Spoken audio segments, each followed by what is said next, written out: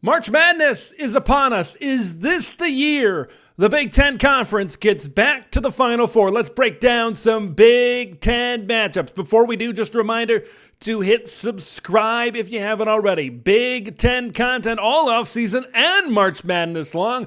Always crush that like button to spread the word of Big Ten TED to the masses. It is bracket time. It is bracket breakdown time. Before we get into any of these regional brackets, I just want to say this. It looks to me like Purdue is the team that could finally get the Big Ten back to the Final Four. I look a lot of these other teams and I see good teams. I see solid teams. I'm just not sure if I see Final Four teams. When I look at how Purdue is built, and look, I'm going to talk about it when I talk about Purdue and I talk about their region. They're not a perfect team. Okay, and they're in a region that's pretty difficult, I think, to get to the Elite Eight, to get to the Final Four. So they have some troubles. They have some things to work on. They have some areas where they got to improve if they want to get to the Final Four. But when I look at the Big Ten overall as a basketball conference headed into the big dance, I'm not sure if I see another team. You would think maybe a team like Indiana. I know Penn State's on a run right now, but I'm just not sure they can put, 3 or so wins together, 3-4 wins together to get to the Final Four. So let's break these brackets down. I want to first start in the East region. And when we talk about the East, we talk about Purdue, right? The number one seed, the Big Ten regular season champions, and the Big Ten tournament champions. Now, you kind of break down their bracket a little bit, and man, you look at Memphis, right? That's a team with Penny Hardaway. That's a really good basketball team, right? That's a team that's good on the perimeter. And when we talk about Purdue, they got the player of the year, 7'4" down on the block. When you look at their perimeter, when you take Zach Edey away from the Boilermakers, it's an average to and above average basketball team. Right? That's what Purdue is. And there's been times, especially down the stretch, when some of their guys on the outside, when your Braden Smiths and your Fletcher Lawyers and guys like that can't hit shots from three. I believe it was that game against Penn State where they were struggling from the outside. It allowed Penn State to kind of get back into that game. The thing I worry about with Purdue is especially with Duke. Right, they got a big man down low that can maybe, I'm not saying he can match up with Zach Edey, but maybe give him some problems down low, or at least give him a taste of his own medicine, so to speak. What happens when you have a guy, when you have a team, when you have a defense that can match up with Purdue, when they can match up with Zach Edey? What happens when your guards shoot you out of a basketball game and Zach Edey's not there to save you? I worry about Purdue in that scenario. Getting by Memphis or FAU, that's going to be a tough second-round matchup, and then Duke, Tennessee, or whoever on the backside of that bracket.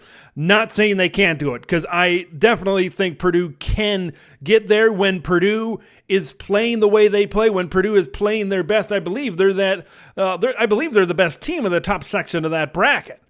And they've been playing together. They suffered a couple of losses here recently before the Big Ten tournament, but I believe they've been hot. They've been really putting it together, playing well as a team. On the bottom half of that bracket, you look at Michigan State, right? Future Big Ten matchup, starting things off with USC. I believe the Spartans are going to get by. The thing Michigan State has, and Michigan State has been good when they've had this, experienced guards. From Hoggard to Hauser to Hall to all the guys that they have in that backcourt, it's a typical Michigan State team where you got third and fourth year guys that have been around the program, right, for a while. And this is a team right now that I believe, I know they suffered a setback in the Big Ten tournament against Ohio State, but I believe this is a team that can maybe put some things together. This is a Michigan State team. It's a Tom Izzo team, like a classic Izzo team. It doesn't blow you away by any means, but they were tested. You look at those 12 losses, they had a really difficult schedule early in the season. They really came on late in the season, and they ran into that buzzsaw that was Ohio State, as I said, at the Big Ten tournament.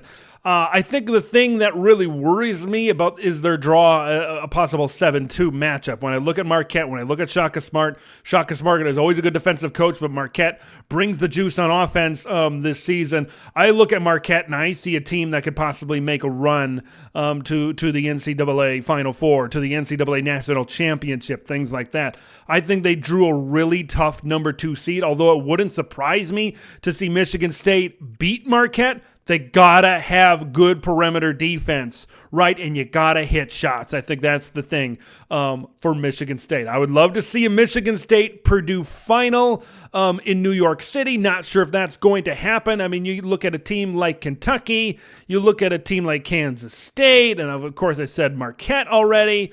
I think it's going to be tough for Michigan State on the bottom half. Purdue has to be on their game in every single one of their games past that first round, right? They got to be on their game against Memphis or FAU. Duke and Tennessee could give them some troubles. Purdue will earn it. If they do make it to the Final Four, they definitely are going to earn it out of the East region. I'm going to head now to the South region.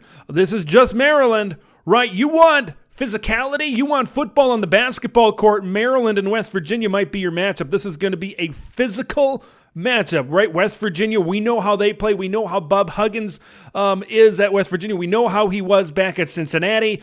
This is a team where you're going to have physical offense, you're going to have physical defense. They are going to wear each other out, and because of that, I don't see the winner of this matchup either way getting past Alabama. Okay, Alabama's a really, really good basketball team right now. So I don't know, Maryland, yeah, could they get through? Yeah, but it is going to take their toll on them there in the South region. I don't really see any the Terps or the Mountaineers getting past Alabama because they're going to beat each other up in that basketball game. Let's head to the West region out there. You got Illinois and Northwestern. The West is the land of Lincoln right here. I'm going to start with Illinois. This is an exciting team, right? Early in the season, this was a young team. Right, and you saw all those press conferences where Brad Underwood was getting on his guys, and now at the end of the season, Brad Underwood has a little bit of a different tone. He's saying, I wouldn't want to play us. I wouldn't want to match up against us. Illinois' got exciting guard play. Illinois' got some guys like Terrence Shannon that can get out and they can run and they can score. It's going to be a very interesting 8-9 matchup. The great thing about these 8-9 matchups is they're always interesting and they're always very competitive. You look at it's in Des Moines, so they possibly got the home court advantage. The Illini will see if the Orange Crush make their way to Hawkeye country there. But, man, it's just when you look at an 8-9 matchup, you got to play a 1 seed. Okay, you got to play Kansas the next round. Although Kansas got shellacked by Texas in the Big 12 tournament final, Kansas is still Kansas. They got Bill Self back on the bench. For a lot of these Big Ten teams, I see them, could they get past the first round? Of course, but these second round matchups are extremely tough. Northwestern, I think when we talk about getting past the first round, you look at Boise State. The Mountain West Conference is an underrated basketball conference. I believe they've got 3 or 4 teams from the Mountain West Conference in the NCAA Tournament. Which is very good. We can take a look at a group of 5 or mid-major type of conference like the MWC. Northwestern is going to have to play their game. They're going to have to play good defense. Boo Booey going to have a big game. Chase Audee is going to have to do their thing, and they're going to need support from their bench as well. I think that's the big thing with Northwestern. You take a look at UCLA. I think they got an injury. The Bruins do, but still really difficult second-round matchup for the Northwestern Wildcats. Maybe Northwestern, but they got to get by with their style of play, and it's not going to be easy getting to the Sweet 16, beating Boise State and then likely UCLA. Like, that is going to be a difficult road for the Northwestern Wildcats. Great job to Chris Collins. Great job earning that contract extension, Big Ten Coach of the Year. But I look at Illinois got to play Kansas, Northwestern got to play UCLA. March is all about the matchups, and right now I just don't see it. I just don't see it for Northwestern. I think they're a solid basketball team, but they got to play really good. They got to play on their game in order. Remember, 0-1 in the Big Ten tournament. So after the regular season ended, Northwestern was wasn't really proven themselves much as a great basketball team. So they got to get back on the winning track. We'll see if they can get it done against Boise State. All right, we saved the best for last. 3 Big Ten teams in the Midwest regional. Iowa. Iowa's a team that can play with their possible second-round opponent, Houston, maybe, but they're a team that can get beat by Auburn by 15 or 20 points. Iowa and Fran McCaffrey have been so up and down. When Chris Murray and company are scoring, this is a good offensive basketball team, but I just don't know. I mean, you don't know what you're going to get, right? That's a lot. There's a few Big Ten teams, and Iowa's one of them. And we'll talk about another one that's just below highlighted in red here in just a minute. When I look at Iowa, okay, this is a team that when they get hot, they can play really well. Like we talk about the team in red. We talk about Indiana. Remember, Iowa beat them by more than 20 points down the stretch. Okay, that was a big win for the Hawkeyes, but this is also an Iowa team that lost to Wisconsin and Ohio State in the regular season, and then they lost to Ohio State in the Big Ten tournament. Like, they can lose to the worst of the worst. They can beat the best of the best. So, I mean, I could go out and I could predict, yeah, Iowa could make the Sweet 16. Sure. If they played their best game against Auburn and then Houston, sure. Could they make it? Yeah. Could they lose by 20 to Auburn? Absolutely. So, I don't know really what to think of the Iowa Hawkeyes. Moving on to Indiana, right? Preseason pick to win the Big Ten. Kent State is a good mid-major team.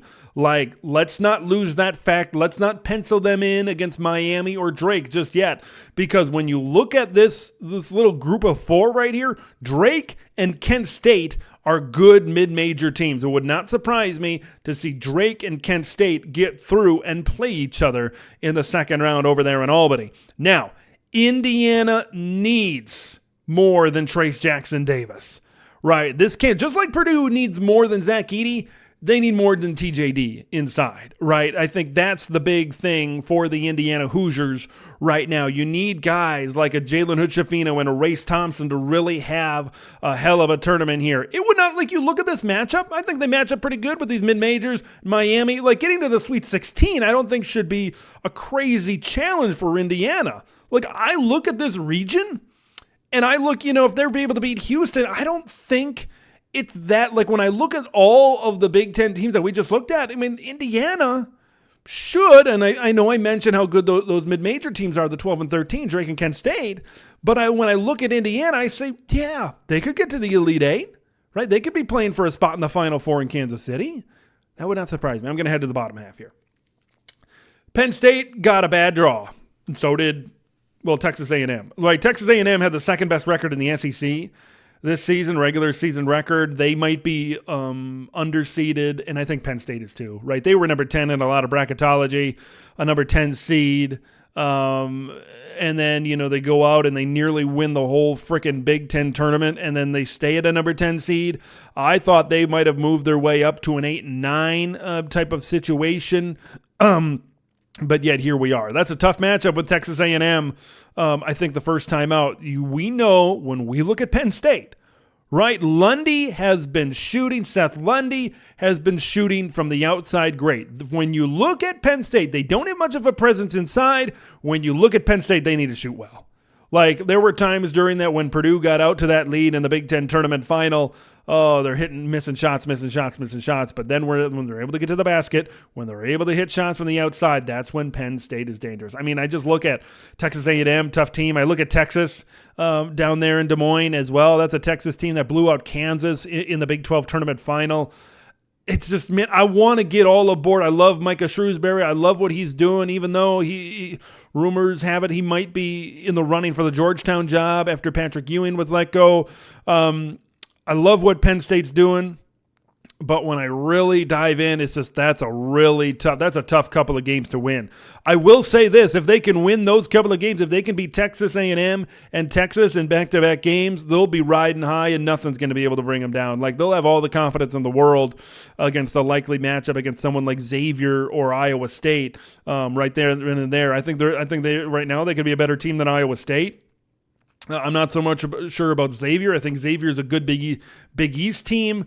But if Penn State can get those couple of wins, watch out for the Nittany Lions to make a run here in this tournament. Boy, it is going to be fun. March Madness is here. I am always psyched. Even though I'm more of a football guy, right, I'm like 8, maybe 90-10 football here. It's always fun to see, especially the Big Ten and the big depths of the Big Ten on display, right? They got 8 teams in the Big Dance, tied with the SEC for the most of any conference in all of college basketball. But when I kind of take a look at this whole picture, I look at the Indiana schools. I look at Purdue and I look at Indiana as maybe the teams that have a best shot to make a run. Penn State, like I just said, going to be tough. Michigan State has a tough matchup against Marquette, possibly in the second round. It's just a lot of these teams. That's the thing about Big Ten basketball. A lot of them are good. Most years you don't have a great team. When Purdue is playing at their best, they can be a great team. They can be a Final Four team. They can be a national championship caliber team. Guards have got to hit shots. I want to hear what you guys think. Who do you think's going to make a run? Who's headed to the Sweet 16? Who's headed to the Elite 8? Who's headed to the Final Four? Can Purdue finally get back to the Final Four? Leave your thoughts in the comments below. Subscribe to the channel if you haven't already. I'm Big Ten Ted. We will see you in the next one.